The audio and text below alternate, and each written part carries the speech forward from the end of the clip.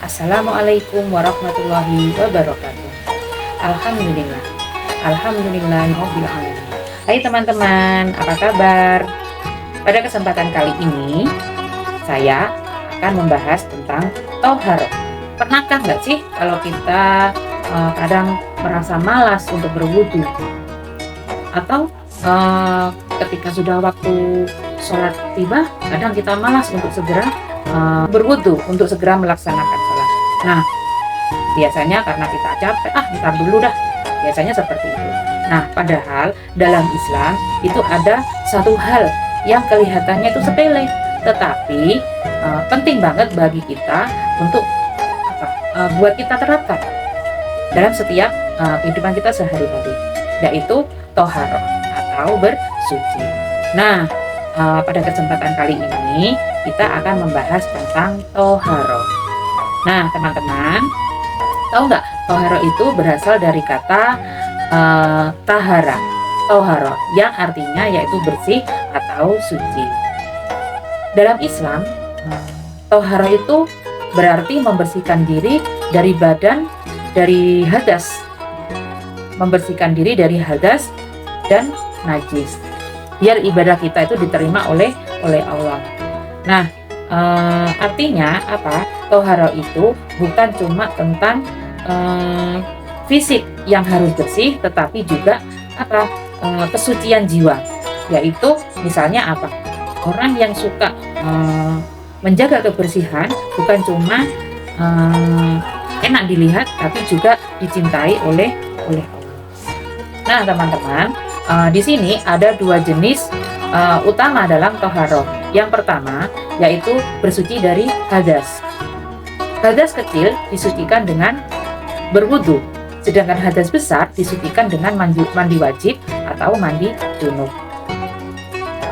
Bersuci dari najis, yaitu menghilangkan kotoran dari tubuh, pakaian, atau tempat ibadah. Nah, dari kedua ada bersuci dari hadas dan bersuci dari najis.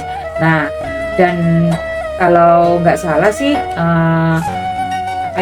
Islam itu fleksibel kan. Kalau kita misalnya bisa tayamum pakai debu yang suci, ini bukti kalau Islam itu nggak ribet gitu. Kalau misalnya kita ingin bersuci dari hadas atau dari najis, seperti halnya dalam yang sudah dijelaskan dalam hadis Nabi, an-nadhofatu minal iman.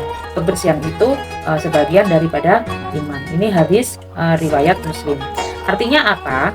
Kalau kita menjaga kebersihan diri, pakaian, dan lingkungan, kita bukan cuma menjaga penampilan, tapi juga sedang memperkuat iman kita.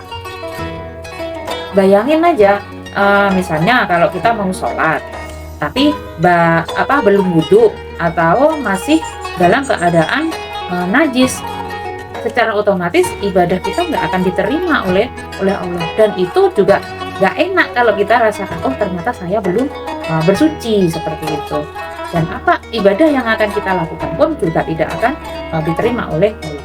Nah, jadi toharoh itu yaitu fondasi dari ibadah kita. Tanpa kita bersuci, ibadah sehebat apapun itu tidak akan diterima dan tidak ada nilainya, seperti itu.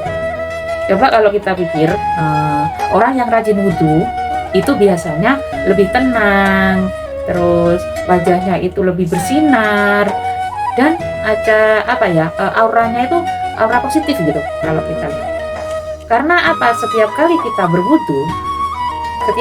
berwudu bukan cuma kotoran fisik yang hilang, tapi juga dosa-dosa kecil itu terhempus. Jadi mari mulai sekarang kita membiasakan hidup bersih, hidup sehat, rajin mandi, jaga pakaian kita, terus membersihkan kamar, dan jangan lupa wudhu sebelum tidur. Menjaga lingkungan, menjaga tempat tempat-tempat yang mungkin kelihatan kotor segera dibersihkan. Nah, itu semua juga termasuk bagian dari toharoh gitu ya.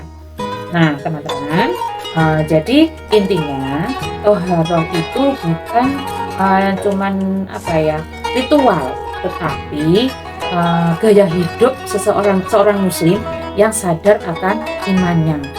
Kalau kita pengen ibadah kita itu diterima dan hidup kita itu terasa ringan, maka mulai sekarang, mulai dulu dari hal yang sederhana, bersuci dan menjaga kebersihan. Mungkin itu teman-teman yang bisa saya sampaikan untuk berbagi ilmu dengan teman-teman. Mungkin kurang lebihnya saya mohon maaf. Wabillahi taufiq wal hidayah. Wassalamualaikum warahmatullahi wabarakatuh.